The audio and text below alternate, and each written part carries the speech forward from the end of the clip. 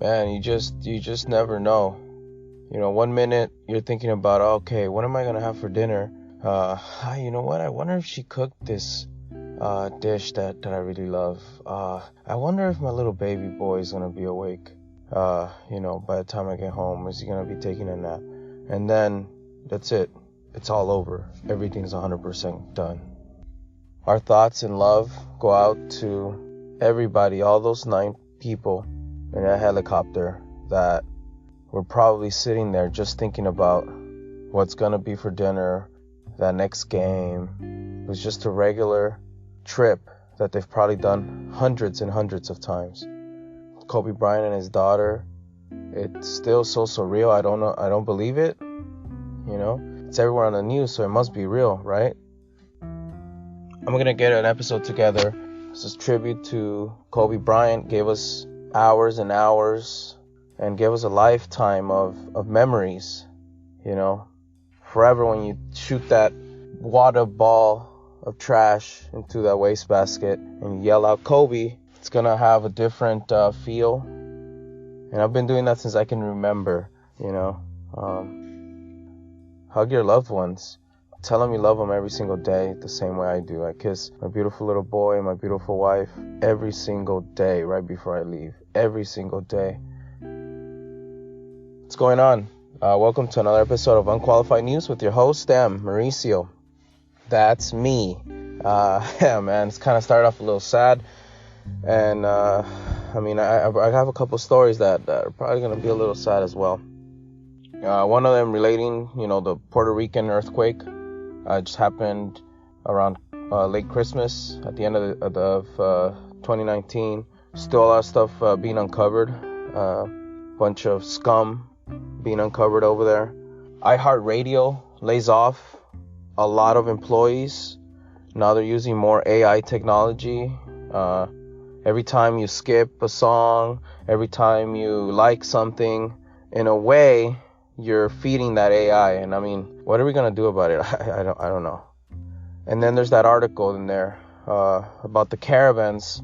Those caravans of immigrants coming from Central America. I have my father out there living in El Salvador, so I talk to him regularly. So I'm trying to get more information on the day-to-days of what's going on in El Salvadorian life. So once I get more information on that, you guys start hearing some more stuff. So again, life's pretty short, so definitely always, just be positive. Always love somebody.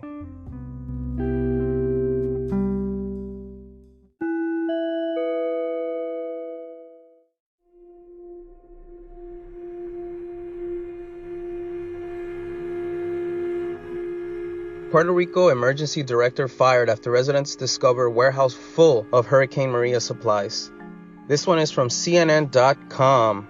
Ponce, Puerto Rico. Puerto Rico Governor Wanda Vázquez Garst fired the island's emergency manager hours after a warehouse filled with supplies was discovered. The emergency aid is believed to be from when Hurricane Maria hit the island 2 years ago, the governor said. And they have a picture here. And best way to describe it, just kind of picture an empty Costco, but full of pallets, wooden pallets, about 6 feet tall, water pallets, full, just the warehouse full. There's people looking and recording with their phones, man. Carlos Acevedo, director of Puerto Rico's Office of Emergency Management, was dismissed Saturday. The governor appointed Major General Jose J. Reyes, the adjutant general of the Puerto Rico National Guard, to replace him. Earlier on Saturday, numerous pallets of water and boxes with emergency supplies were found at a warehouse in the earthquake-ravaged city of Ponce. Several residents were seen opening the rolling metal doors of the building and calling for authorities to distribute the supplies. Families began lining up Saturday afternoon outside the warehouse, hoping to get bottled water, food, and emergency radios. CNN affiliate WAPA reported. Acevedo has denied allegation of mishandling, saying the agency has been actively distributing supplies, according to a statement released through the Office of Emergency Management. No residents have been denied any supplies in the warehouse, including food, diapers, baby formula, and cots, Acevedo said. He said about 600 pallets of water were distributed when Hurricane Dorian and Hurricane Karen threatened Puerto Rico and during a drought that affected the island last year. Nearly 80 of those pallets remain in the warehouse because they expired, he said. Water expires? I didn't know water expired. I mean, I know if you leave it in the bottle for too long, it's bad if the sun hits it, but this is a closed warehouse. I don't know. I don't know if that's true. I don't know if water expires. If somebody knows, please let me know. There have not been orders to seize or destroy those items at any point, Acevedo said in a statement. Vasquez Garz has directed Secretary of State Elmer Roman to investigate the allegations and share his findings within 48 hours. There are thousands of people who made sacrifices to bring aid to the South, and it's unforgivable that resources have been kept in a warehouse, the governor said in a statement. Puerto Rico has been ravaged by a series of earthquakes since December 28. In the last 2 weeks, tremors and aftershocks have destroyed or severely damaged hundreds of structures and forced thousands of people in the southern area of the island to flee their homes. More than 8,000 people have been living in outdoor shelters in the cities of Yauco, Peñuelas, Guánica, Guayanilla, and Ponce. Some of those displaced are residents who are too afraid to return home for fear a wall or the roof will collapse. Man, I know you guys have seen this on the news. And just like the volcano in the Philippines, Taal volcano, still emitting all that microscopic glass into the air, there's still tremors, aftershocks going on in Puerto Rico. Hey, before I forget, this is a commercial for Anchor. Anchor, who hosts my podcast, they help me distribute it to Google Podcasts, Apple Podcasts, Spotify, pretty much all the podcasts, wherever you find podcasts, you know what I mean? You can add music, you can edit your clips on your phone or your computer, and all this is free, so that's really good. On the homepage, there's a wallet, and in that wallet shows all the money you've been making from your episodes if you put commercials, you know what I mean? Like this one. You don't have to put commercials, but I decided to put it because I want you guys to hear this. I want you guys to know it's so easy. So download the free Anchor app or go to anchor.fm to get started.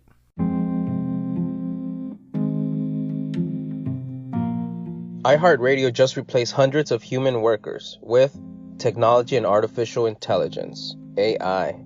This one comes from digitalmusicnews.com. We first reported on iHeartMedia's mass layoff of employees nationwide. Now, the company has explained why those people were let go. We certainly hear a lot about machines replacing humans in the workforce, and there are certainly some in-your-face examples, like self-checkout aisles at supermarkets, but most of the threats feel like they're in the distant future. Unless you're a laid-off iHeartMedia or iHeartRadio employee. Yesterday, we reported that iHeartMedia and its iHeartRadio unit were laying off a massive amount of employees with potential hundreds impacted. Initially, we reported that dozens were losing their jobs, but that number quickly increased. A source to Rolling Stone has since pegged the number of laid-off employees closer to 850, while a source to Billboard simply called the mass layoff a bloodbath. Now, iHeartMedia has released a press release trumpeting the move, while crediting its significant investments in technology and artificial intelligence, AI. The statement was just sent hours after employees were sent packing. As it enters the new decade, iHeartMedia today announced a new organizational structure for its markets group as it modernizes the company to take advantage of the significant investments it has made in technology and artificial intelligence, AI, and its unique scale and leadership position in the audio marketplace, the company declared. In an international memo sent to iHeartMedia and iHeartRadio employees, the company pointed to the unfortunate price we paid to modernize the company.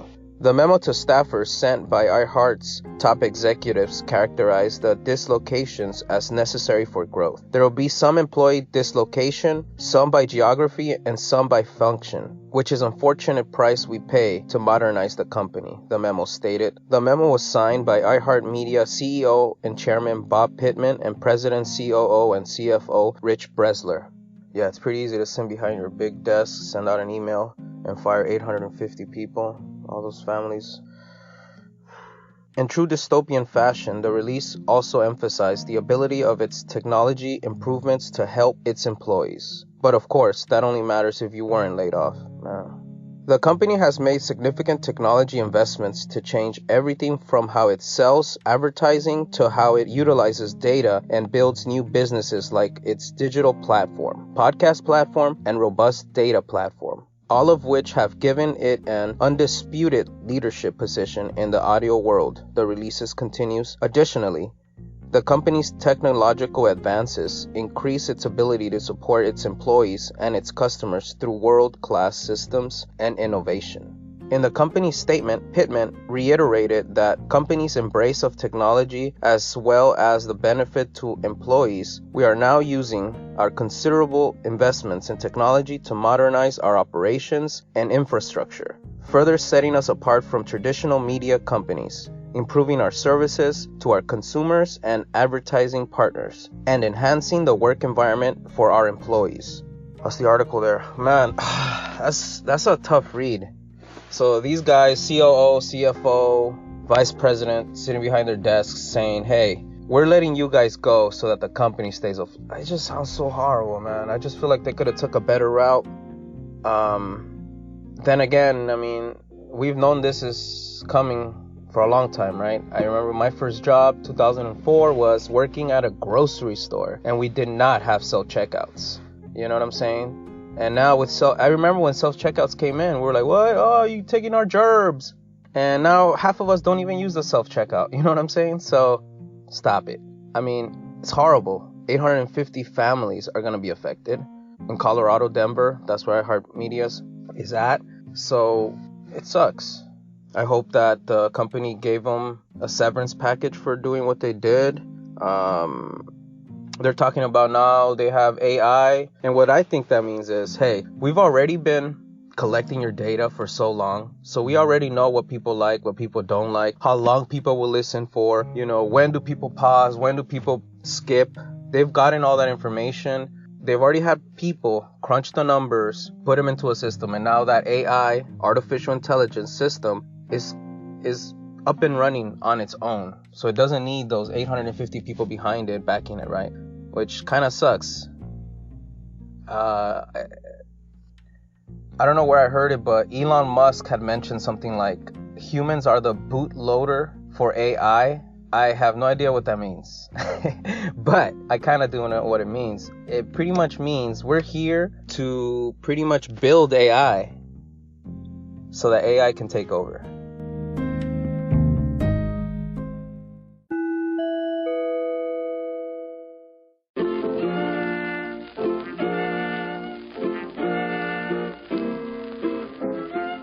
Oh, that jingle.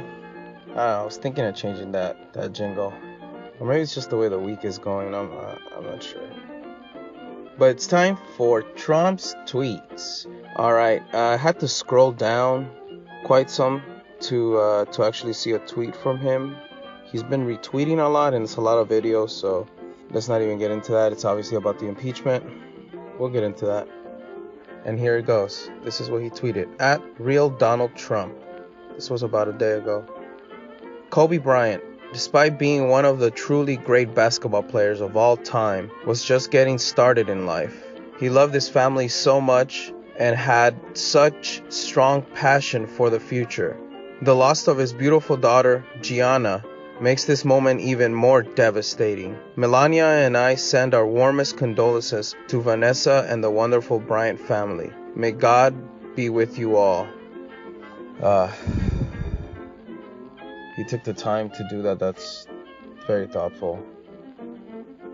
His next tweet, a couple retweets after was all caps, read the transcripts.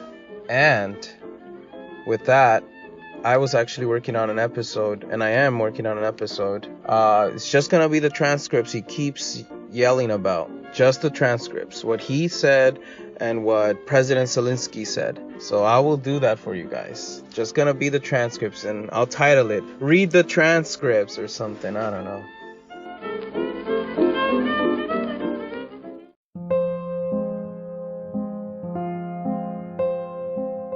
DHS boss warns caravan migrants will be sent home if they reach U.S. amid reports of violence. DHS is Department of Homeland Security. And this one comes from foxnews.com. Acting Homeland Security Secretary Chad Wolf on Wednesday warned migrants traveling north through Central America as a part of the latest caravan that they will not be allowed into the United States and that the safety of Americans is the priority, amid reports of violence from members of the caravan. There's like 4,000 people in that caravan is what I've heard, or more. And of course, out of 4,000 people, there's going to be a couple bad apples, right? Just the same way, you grab 4,000 people from any city here, there's going to be some bad people. Come on. Is this even news? But here we go. Being a part of a large group like a caravan provides no special treatment or benefits to those who participate. Unfortunately, there have been acts of reported violence by some involved in this caravan, Wolf said in a statement. The department is prioritizing the safety and security of our officers and the American people. Should any members of the caravan reach the U.S.-Mexico border, they will be processed accordingly and quickly removed, returned, or repatriated, he said. The statement comes after Mexican police clashed with hundreds of migrants trying to get into the country from Guatemala on Monday. Tear gas was fired on the migrants as they hurled rocks at Mexico's National Guard militarized police, Reuters reported. You have two options. You go back to Guatemalan territory or you come with us, Mexican immigration agents reportedly said to the migrants who had crossed the river at the border between the two countries. At least 4,000 people have entered Guatemala from Honduras since last Wednesday, according to Guatemalan authorities. Wolf has repeatedly said that the U.S. is equipped to deal with caravans such as this one, noting that it is much smaller than the caravans that were coming north in 2018 and early 2019. Since then, the administration has almost entirely ended catch and release, the process by which migrants who are detained at the border are released into the United States to await their asylum hearings. By doing so, officials say it ends a key pull factor that had been attempting migrants to make the dangerous journey north. It has done so in part by a series of agreements with regional countries. The United States has significantly expanded the Migrant Protection Protocols, MPP, or Remain in Mexico policy, whereby migrants are returned to Mexico to await their asylum hearings. Mexico has also increased National Guard forces at both its northern and southern borders as part of the agreement with the United States. In addition, DHS has penned asylum agreements with Northern Triangle countries such as Guatemala, whereby immigrants can be sent there to claim asylum instead of the U.S. Additional agreements with El Salvador and Honduras are going into effect. So, this is what they're saying with all those words. So the people that are trying to seek asylum here in the United States cannot anymore, right? Because we were able to sign some paperwork or whatever it may be, so that if there's people seeking asylum in the United States, we can now legally just send them to Guatemala, Honduras, or El Salvador. Here, you guys take them. Who knows what the United States is giving these countries so that they're able to take this, you know? There's a lot of corruption in these countries. So who's to say that the United States isn't just, in the background, like, hey, you guys take our migrants and look, we'll give you a little bit of money or whatever it is. Guarantee you that that's what it is. At home, the United States is also implementing a rule that migrants that have previously passed through a country designated as safe without claiming asylum would not be eligible for asylum in the United States. It's part of a crackdown that has seen apprehensions at the border plummet by more than 70% since May. In his statement Wednesday, Wolf praised the Mexican government's efforts increasing security at their southern border, saying it has been effective and maintained the border's integrity, despite outbreaks of violence and lawlessness by people who are attempting to illegally enter Mexico on their way to the United States. He said that DHS is monitoring the progress of the latest caravan and that personnel is on the ground in Central America helping local officials. Something he said has already led to hundreds of individuals being stopped, apprehended, and sent back to their home countries. Man, somebody asked me a while back, and it wasn't in a negative fashion, and I didn't take it in a negative fashion, just let me start there. They're like, man, I wonder why there's so many Salvadorians here, you know what I mean? And I kind of laughed a little bit, and then I told them the story. If you're Salvadorian, you probably already know, right? The civil war in El Salvador. in the 80s that drove pretty much half the country out of there. That's why I'm here. That's why I'm here in the United States. My dad fled the country, came here, crossed through Mexico, then came to the United States. His brother decided to stay and join the army. Now my dad and his brother, they're together in El Salvador now as we speak, but my uncle that stayed in El Salvador, he was a casualty of war. He hit a mine and his legs were blown off.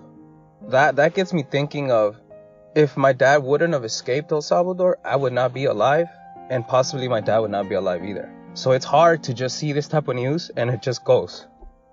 It just goes out of the news. Nobody pays attention. It's hard to really understand unless you're really in it.